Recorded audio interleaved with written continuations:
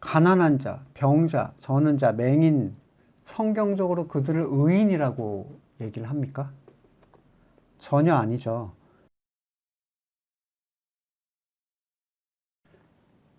안녕하세요. 윤창성 목사입니다. 오늘은 누가복음 14장 12절에서 14절의 말씀, 이 본문이 빈민을 구제하라는 말씀인가에 대해서 같이 얘기를 좀 나누겠습니다. 이 본문은 많은 경우에 물질적으로 가난한 사람들에게 구제하라라는 의미로 해석이 되는데, 그렇게 해석될 수 없는 이유가 이 본문 안에 분명히 들어있어요. 그 이유는 14절에 그들이 의인들의 범주에, 마지막 날에 의인들의 범주에 들어가느냐의 문제가 제기가 되기 때문입니다. 14절 보시면, 그리하여 그들이 갚을 것이 없으므로 네게 복이 되리니 이는 의인들의 부활 시에 네가 갚음을 받겠음이라. 가난한 자, 병자, 저는 자, 맹인, 성경적으로 그들을 의인이라고 얘기를 합니까? 전혀 아니죠. 결국 그렇게 대입을 하면 이도저도 아닌 상황 속에서 아무것도 하지 않게 돼요. 이 본문을 가지고 할 수 있는 게 아무것도 없는 거죠. 실제로 거지를 집에 들여서 재우는 사람을 본 적이 있습니다. 몽골에서 어떤 여자 선교사 분이었는데 밖에서 구걸하고 있는 여자 거지를 데려와서 씻기고 밥 먹이고 하더라고요. 굉장히 대단하죠. 그렇게 할 수 있냐? 그가 얼마나 어려운 일을 했느냐? 그게 중요한 게 아니에요. 어려운 일을 하라는 게 핵심이 아니죠. 이 본문에서 얘기하는 바가 무엇인지를 알지 못하면 무의미한 행동을 하게 되는 거라는 거예요. 자, 맹인과 저는 자를 불러들여서 식사를 사람들이 베풉니까? 그래서 이 본문을 보고, 자, 1,000원짜리 쥐어주라는 얘기를 하는 게 아니잖아요. 동전을 줘라, 그 얘기가 아니라 데려와서 초대해서 식사를, 만찬을 베풀어라. 결국 누구도 하지 않을 만한 얘기를 초대해서 베푸는 식사도 아닌 구제로 적용하기에는 너무나도 본문 내에서 많은 충돌이 있다는 겁니다. 예수님께서는 가난한 자들에게 복이 있다라고 말씀을 하셨어요. 천국이 그들의 것이다.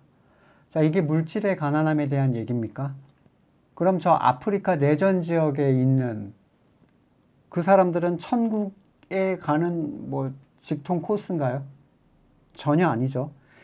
여기에서 말하는 가난함은 심령의 가난함이며 영적인 가난함을 뜻합니다. 시편 40편 17절에서 나는 가난하고 궁핍하오나, 다윗이 쓴 시예요. 주께서는 나를 생각하시오니 이는 주는 나의 도움이시오 나를 건지시는 이시라. 하나님이여 지체하지 마소서. 다윗이 뭐가 가난하고 뭐가 궁핍합니까? 당대 최고의 권력과 부를 가졌던 사람이 이스라엘 왕 아닙니까? 하지만 그는 자신의 가난함과 궁핍을 들어서 하나님께 도움을 요청을 하고 있어요.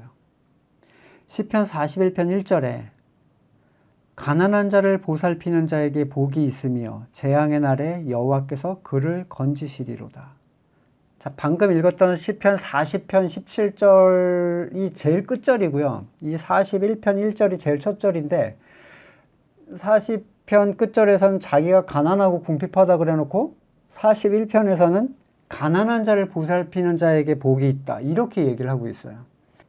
결국 여기에서 말하는 가난한 자, 저는 자, 맹인들은 영적 상태를 바르게 인지한 사람, 자기의 비참함을 바르게 인지한 사람이라고 보는 게 맞습니다. 왜냐하면 성경은 성도에게 세상적, 그 보편적 선을 추구하라고 얘기를 하지 않아요. 착하게 살아라 이렇게 얘기하지 않습니다. 요한복음 9장 40절에 바리새인 중에 예수와 함께 있던 자들이 이 말씀을 듣고 이르되 우리도 맹인인가? 예수께서 이르시되 너희가 맹인이 되었더라면 죄가 없으려니와 본다고 하니 너희 죄가 그대로 있느니라. 자, 본다고 하는 사람들은 맹인이 아니죠. 그들은 자기의 길을 알고 있다고 생각하고 자기가 바르게 가고 있다고 생각하고 하나님을 알고 있다고 생각하며 자기를 위하여 스스로 의를 쌓고 천국을 가는 법을 알고 있다고 생각합니다. 하지만 영적인 절망에 빠진 사람들은 자기가 무엇을 해야 될지, 여기가 어딘지, 어디로 나가야 하는지 알지를 못합니다. 결국 여기 나오는 불쌍한 사람들은 하나님께서 그에게 거듭난 영을 주셔서 자신의 절망적인 상황을 보게 한 사람들, 다른 말로는 광야에 나온 사람들이에요. 이집트로부터 끌려 나온 사람들. 거기 탁 서 있으면 얼마나 황당하겠어요. 이집트에서는 잘 살고 있었는데 갑자기 광야로 딱 데려다 놓고, 자, 너네가 의지할 건 나밖에 없어. 이렇게 된 사람들. 하나님의 말씀 잔치는 그런 사람들에게 합합니다. 본다고 생각하고 건강하다고 생각하고 부하다고 생각하는 자들은 의인의 범주에 들 수가 없어요. 14절에 의인의 부활 시에 의롭다라고 칭해지는 사람은 오직 자기의 절망으로 인해, 자기 존재의 절망이죠, 그리스도의 의를 바라는 사람들 뿐입니다. 그들만이 참된 말씀을 먹기 원합니다. 배부른 자들은 자기의 의를 통해서 들은 말씀을 짓밟고 자기의 보험을 통하여 또 자기의 능력을 통하여 그 말씀을 뒤로 던져버리죠. 유대인들이 주님의 말씀을 듣고 했던 반응과 동일합니다. 말씀은 아무에게나 그냥 풀어대는 게 아니에요. 너 일로 와봐, 말씀 좀 들어봐. 이게 아닙니다. 싫어하는 사람들에게 복음을 제시해봤자 듣고 한 귀로 흘려버리죠. 개와 돼지에게 말씀을 진주를 줘봤자 밟고 너희를 해야 할까 조심하라 말씀하셨어요. 왜 그 사람들은 미워하고 분노할까요? 자신들의 의를 짓밟았기 때문입니다. 마음이 가난한 사람들은 말씀을 듣고 그 가치와 은혜를 누리고서도 갚을 게 없어요. 그러니까 하나님을 위해서 또는 그 사람을 위해서, 복음을 준 사람을, 전해준 사람을 위해서 갚아줄 게 없어. 왜냐하면 본인이 절망에 있었기 때문에 아무리 큰 걸 받아도 그에게 해줄 수 있는 게 없는 거예요. 말 그대로 은혜로 받아들이는 선에서 멈추게 됩니다. 그러한 경우에 왜 우리에게 복이 있는가? 그들이 갚을 것이 없다는 것이 왜 잔치를 베푼 사람, 먹을 것을 준 사람에게 복입니까? 그것이 그 사람이 갚을 것이 없다는 그 사실이 그리스도의 생명을 통하여 얻은 열매이기 때문이에요. 참된 의인 한 사람을 얻게 되는 참된 전도의 열매가 그에게 맺혔기 때문입니다. 사람들은 좋은 것을 자신이 원하는 사람들에게 주고 싶어 해요. 가족, 친지, 나랑 친한 사람들, 그렇죠? 아니면 좀 더 부유한 사람들, 내가 호감을 가진 사람들. 하지만 우리는 복음을 받아들일 자를 선택할 수가 없습니다. 권한이 없는 거예요.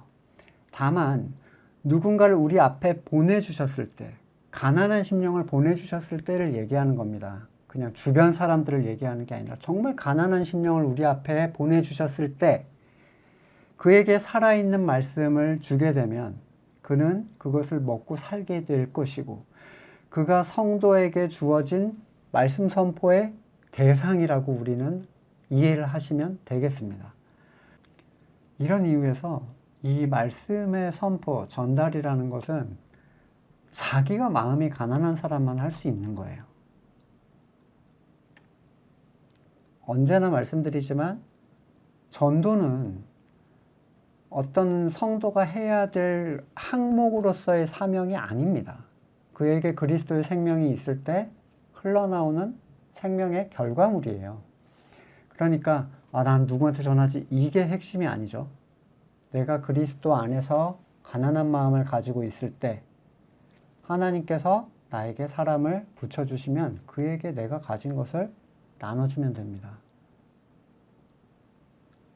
여러분의 가족의 구원에 대해서 고민을 하시죠. 근데 고민을 하시던 안 하시던 창세 이전에 구원받을 사람에 대한 택함이 이미 있었어요. 그러니까 너네 하는 거 보고 얘를 구원할까 말까 이런 게 아니에요. 성경에서 말씀하시는 구원은, 예정이라는 것은. 그래서 내가 안 하면 누군가 구원받지 못할 것이다, 이런 생각은 굉장히 미련한 생각이죠. 내가 구원의 주권을 쥐는 생각이죠.